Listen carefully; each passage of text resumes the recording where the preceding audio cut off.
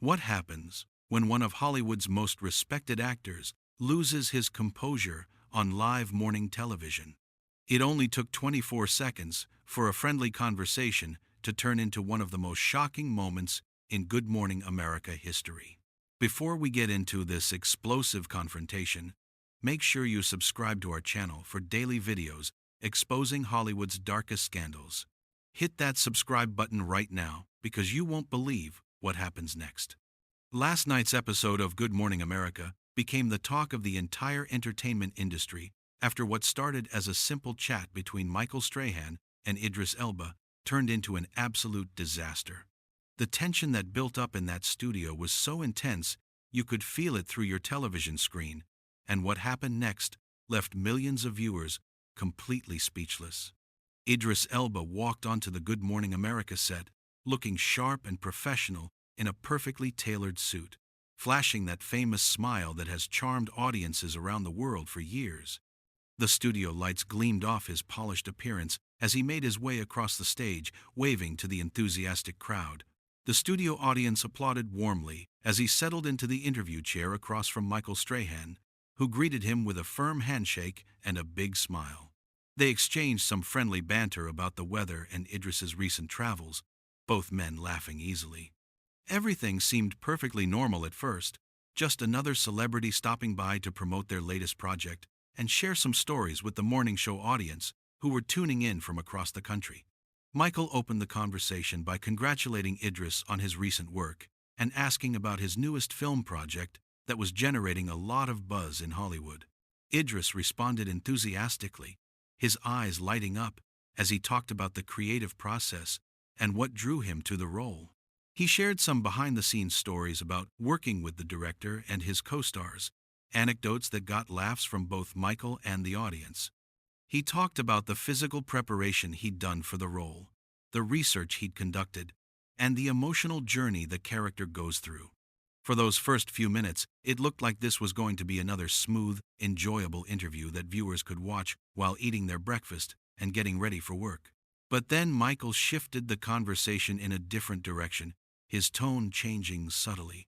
He brought up some comments that Idris had made in a previous interview about representation in Hollywood and the film industry, specifically about the types of roles offered to actors of color and the lack of diversity in decision-making positions.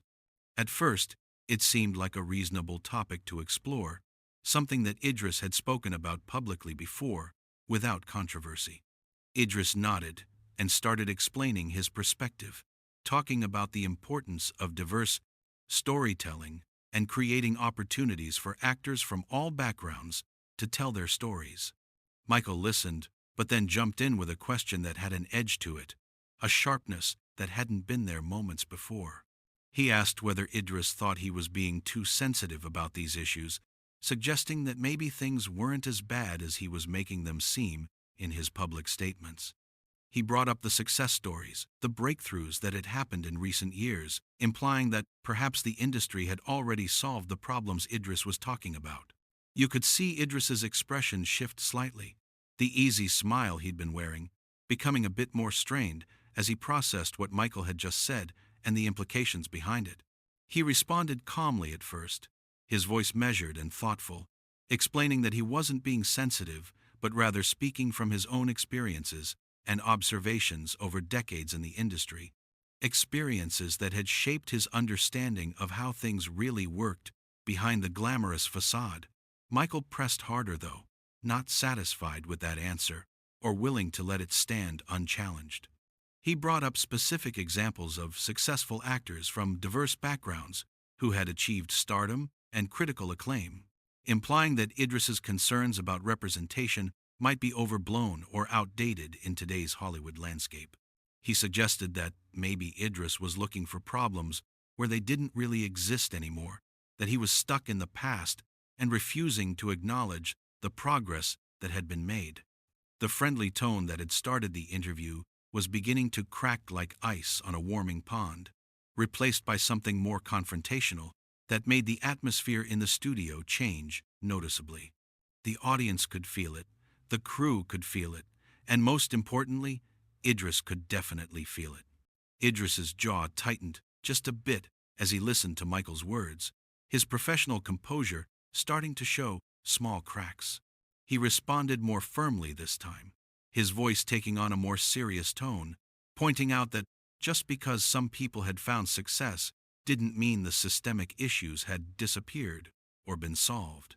He talked about the statistics that clearly showed disparities in opportunities, about the lack of opportunities behind the camera in directing and producing roles, about the types of roles that were still predominantly offered to certain actors based on stereotypes rather than talent. He mentioned how difficult it was for actors of color to get leading roles in certain genres, how they were often typecast or limited in the stories they were allowed to tell. His voice remained controlled and measured, but there was an intensity building underneath that calm exterior, a passion for the subject that was becoming more and more evident with each word he spoke. Michael interrupted him mid-sentence, cutting off Idris's train of thought, which clearly didn't sit well with the actor at all. He said something about not wanting to make the interview too political or heavy for their morning audience, suggesting they move on to lighter topics that people actually wanted to hear about over breakfast. But the way he said it came across as dismissive and condescending, like Idris's concerns weren't important enough or serious enough to discuss on a major network morning show, like they were just inconvenient truths that would make viewers uncomfortable. That's when you could see the first real flash of anger cross Idris's face, his eyes hardening and his posture becoming more rigid in his chair. Idris stopped talking completely and just looked at Michael for a long moment, his eyes narrowing slightly as he studied the host's face. The silence stretched out uncomfortably, with everyone in the studio wondering what would happen next. He said in a measured voice that these weren't political issues at all, they were human issues, fundamental questions about fairness and opportunity, and they deserved to be talked about no matter what time of day it was or whether it made people comfortable. He pointed out that Michael, as someone who had also overcome obstacles in his own career, transitioning from professional football to broadcasting, should understand the importance of these conversations and why they mattered so much. The comment hung in the air between them, heavy with implication and unspoken meaning about authenticity and solidarity. Michael's smile faded completely, disappearing like sun behind storm clouds. He leaned back in his chair defensively and said something about not appreciating being lectured on live television in front of millions of viewers.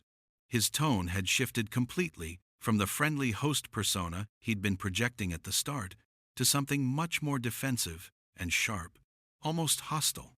He suggested that maybe Idris was using the platform and the interview to push a personal agenda rather than just having a normal, light-hearted conversation about his work and upcoming projects.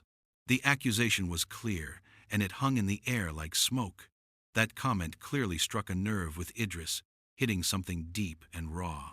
His entire posture changed in an instant, becoming more rigid and tense, his shoulders squaring up. He said he wasn't pushing any agenda whatsoever.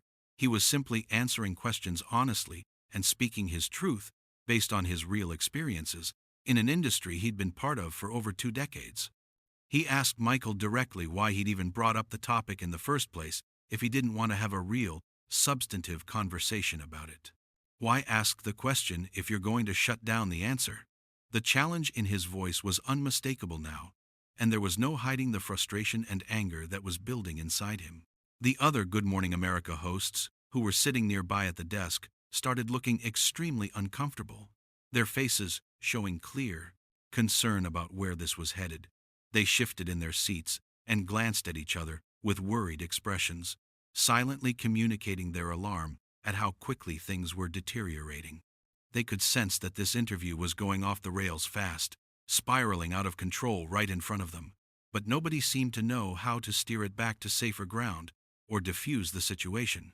The studio audience had gone completely quiet. You could have heard a pin drop, sensing the tension building between these two men who were supposed to be having a friendly, promotional chat on morning television. Michael responded by saying that he'd brought it up because it was in the news cycle and relevant to current discussions in the entertainment industry, but that didn't mean they needed to spend the whole interview dwelling on negative topics or controversial subjects. He suggested with a dismissive wave of his hand that Idris should focus more on celebrating his considerable success and achievements, rather than complaining about the industry that had made him a wealthy international star. The way he said it sounded deeply condescending, like he was trying to put Idris in his place on his own show, reminding him who was in control of the conversation. Idris let out a short, bitter laugh that had no humor in it whatsoever. He said that calling it complaining was exactly the kind of reductive, dismissive attitude that kept these problems alive and thriving in Hollywood and beyond. He pointed out with emphasis that he'd worked incredibly hard to get where he was, grinding for years before getting his breakthrough, but that didn't mean he should just shut up and be grateful when he saw others struggling to get the same opportunities he'd fought for. He said that success came with a responsibility to speak up, to use your platform for something meaningful. His voice was getting noticeably louder now, the controlled calm that he'd been maintaining starting to slip away as his frustration and anger grew with each exchange. Michael fired back immediately, his voice rising sharply to match Idris's volume, the professional veneer completely gone now. He said that maybe if Idris spent less time talking about problems and more time being part of actual solutions, things would actually change in meaningful ways. He accused Idris of grandstanding and using his fame to get attention and headlines rather than making a real, tangible difference in people's lives. The accusation was harsh and deeply personal, questioning Idris's motives and integrity, and you could see it land like a physical punch, making Idris's head snap back slightly in shock and anger. Idris's face flushed with anger, his composure finally breaking completely. He leaned forward aggressively in his chair, his body language becoming confrontational now, all pretense of politeness abandoned. He told Michael that he had absolutely no idea what he was talking about, that Idris had been working tirelessly behind the scenes for years to create opportunities and support other artists who were trying to break into the industry. He said he'd put his money where his mouth was countless times, funding projects, mentoring young actors, creating production companies specifically to tell diverse stories. But Michael wouldn't know about any of that because he clearly hadn't done his research or preparation before this interview. He'd just decided to attack. Michael shot back defensively that he'd done plenty of research, thank you very much, and that maybe Idris was just overly sensitive to any criticism or pushback. He suggested that Idris couldn't handle being challenged on his views, that he expected everyone to just nod and agree with everything he said without question like some kind of Hollywood royalty. The insult was crystal clear, and the professional boundaries that should have existed between host and guest, the basic respect and courtesy, had completely evaporated into thin air. The tension in the studio was becoming absolutely unbearable, a pressure cooker ready to explode. Camera operators shifted nervously behind their equipment, not sure if they should keep filming or look away from this train wreck. Producers off-camera were probably losing their minds completely, frantically trying to figure out how to salvage this disaster or cut to commercial. The other hosts looked like they wanted to disappear into the floor, their expressions showing pure mortification at what was unfolding right beside them. This wasn't a professional debate or disagreement anymore, not even close. This was two men who had somehow managed to push each other's buttons in the absolute worst possible way, triggering deep frustrations and resentments, and neither one was willing to back down or show any weakness. Idris pointed his finger directly at Michael across the desk and said with intensity that he wasn't sensitive at all. He was passionate about things that actually mattered in the world. He told Michael that maybe if he cared more about important issues instead of just reading whatever was written on the teleprompter by his producers, he'd understand where Idris was coming from and why this conversation was so important. It was a direct, brutal attack on Michael's credibility as a journalist and broadcaster, questioning his integrity and independence on his own show in front of his colleagues and millions of viewers. Michael's face turned a deep shade of red, his cheeks flushing with what looked like a mixture of intense anger and embarrassment at being called out like this. He stood up abruptly from his chair, the sudden movement shocking everyone in the studio and causing several people to gasp audibly. Standing over Idris at his full height, trying to use his physical presence as intimidation, he said that he didn't need career advice or life lessons from someone who thought they were better and more enlightened than everyone else. He accused Idris of having an inflated ego and thinking his opinions were more valuable and meaningful than other people's just because he was famous and wealthy. The hostility between them was now completely out in the open, raw and undeniable, impossible to ignore or downplay. Idris stood up too immediately, refusing to let Michael tower over him or use his size as a power play. They were face to face now, across the desk, both men clearly seething with anger, both breathing hard, their chests rising and falling rapidly. The physical confrontation aspect made everyone in the studio extremely nervous. Idris said in a low, controlled voice that was somehow more threatening than shouting that this had nothing whatsoever to do with ego and everything to do with basic respect and human decency. He said that Michael had invited him on the show, supposedly to have a conversation and promote his work, but instead had tried to ambush him and make him look bad on national television for ratings and controversy. Michael denied it vehemently, shaking his head, saying that he was just asking tough questions like any good journalist would do. But Idris shook his head right back and said that there was a massive difference between tough questions asked with respect and outright disrespect disguised as journalism. He told Michael that he'd crossed a line that shouldn't have been crossed, that he'd been condescending and dismissive from the moment the real conversation started, and that this wasn't journalism at all. It was a deliberate hit job designed to create controversy and viral moments. One of the other hosts finally tried to intervene, standing up quickly and suggesting with desperation in her voice that they all take a breath and reset the conversation completely. She tried to make a joke and lighten the mood, forcing a laugh that sounded painfully awkward, but both Michael and Idris ignored her completely, not even glancing in her direction. They were locked in their confrontation, staring each other down, both too worked up and invested to listen to anyone else or consider backing down. The personal nature of their argument had taken over everything, and there was no easy way to de-escalate it now, no words that could magically fix what had broken. Michael told Idris that if he didn't like the questions, maybe he shouldn't do interviews. He suggested that Idris was too thin-skinned for the business he was in, that he needed to develop thicker skin if he was going to put himself out there publicly. It was another dig, another attempt to paint Idris as weak or overly emotional, and it had exactly the opposite effect of calming things down.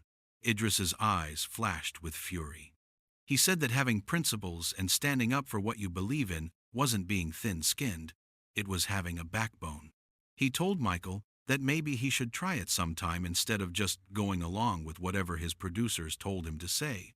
He was essentially calling Michael a puppet, someone without his own voice or opinions, and everyone in the studio knew how insulting that was. The argument escalated even further. Michael accused Idris of coming on the show with an attitude of being difficult from the start. Idris fired back that he'd come on the show in good faith, expecting a professional interview, not an interrogation designed to make him look bad. He said that Michael had revealed his true colors, and that those colors weren't pretty. Michael moved closer, invading Idris's personal space in a way that felt deliberately provocative. He said that maybe the problem was that Idris couldn't handle success, that he always needed something to be angry about. He suggested that Idris was addicted to conflict and controversy because that's what kept him relevant in people's minds. It was a deeply personal attack that went far beyond the bounds of a normal interview dispute. Idris didn't back away from Michael's proximity. Instead, he held his ground and said in a voice that was both quiet and dangerous that Michael didn't know a damn thing about him. He said that if Michael had spent even 5 minutes trying to understand where he was coming from instead of trying to score points, they might have had a productive conversation. But instead, Michael had chosen to be combative and disrespectful. and Idris wasn't going to stand for it. Michael laughed. But it was a mocking laugh that only made things worse. He said that Idris was proving his point by getting so worked up over simple questions. He told Idris that he was being dramatic and that maybe he should consider doing more theater since he was so good at performing outrage. The sarcasm dripped from every word, and it was clear that Michael had abandoned any pretense of being a professional host. That was the breaking point.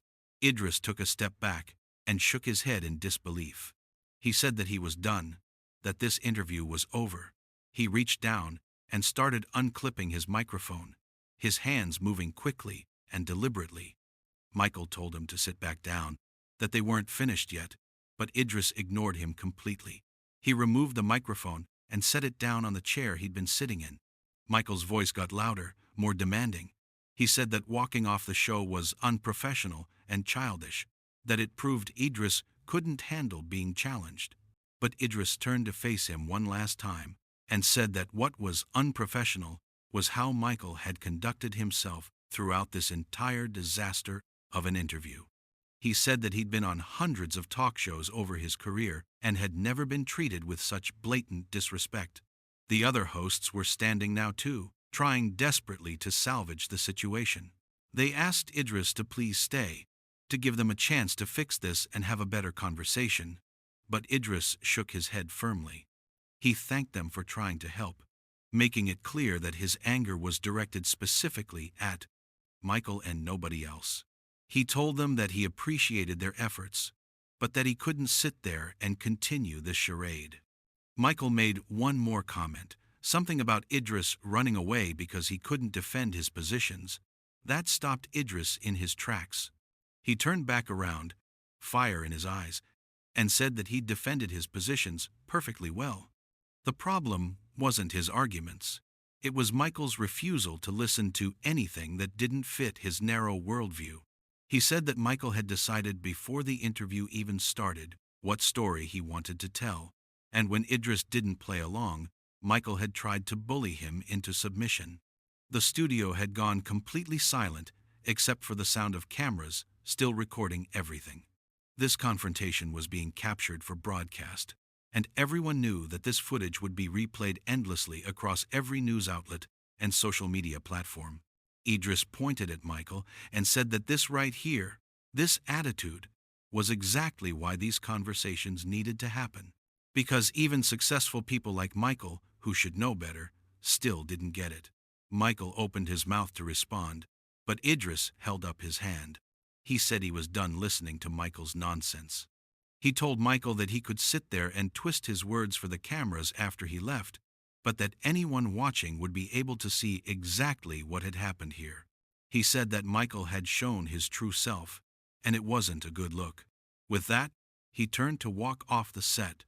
Michael called out something about Idris being a diva who couldn't handle reality, but Idris didn't turn around or acknowledge it. He walked with purpose toward the exit, his footsteps echoing in the quiet studio.